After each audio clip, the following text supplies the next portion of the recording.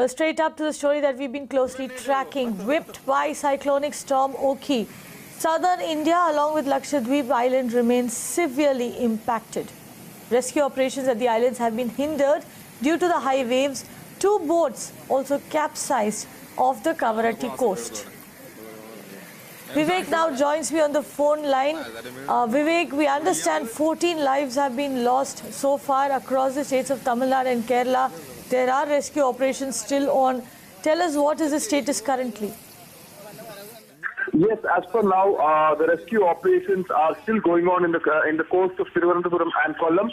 What we understand is that nearly 72 people, fishermen, are yet to be rescued, who are still stranded in the sea in the last 48 hours. And also, when it comes to the Lakshadweep Islands, yes, Kavaratti Islands is one of the most affected areas where a number of houses, number of coconut trees have been uprooted, and we also understand that the lighthouse over there was also been affected.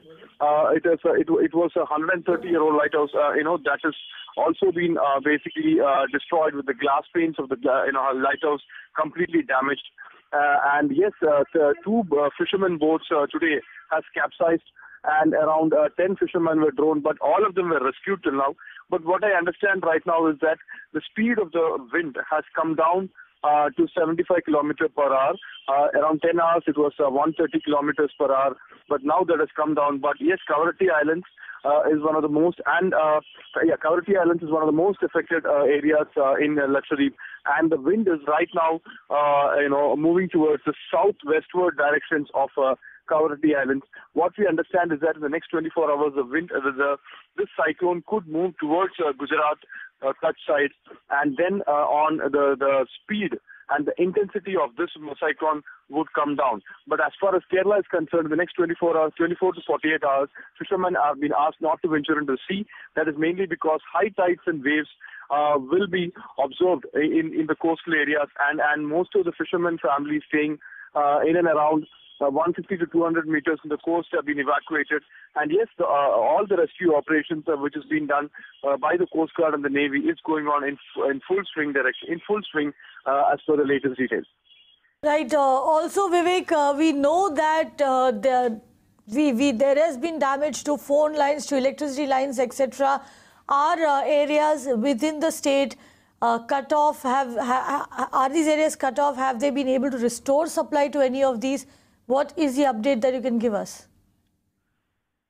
As per the information which I get, that yes, there has been the rescue operations are going on in full swing right now, and there is one important thing that is to be noted was there was a lapse in the alert that has been sent, basically because it was on 29th that the disaster management was informed about this, but it was on 31st that this information was shared with the revenue officials and the Coast Guard. So there was a delay in the information that has been sent. So that is one concern, and also the family members of the fisher folks in and around Thiruvananthapuram are quite angered, and they are quite agitated, and there were protests yesterday against the government, saying that the government did not act well. So yes, there has been protest, but now, as per now, the latest details in the information what we get is that in total 294 fisher folks are rescued from Thiruvananthapuram and Kollam coastal lines.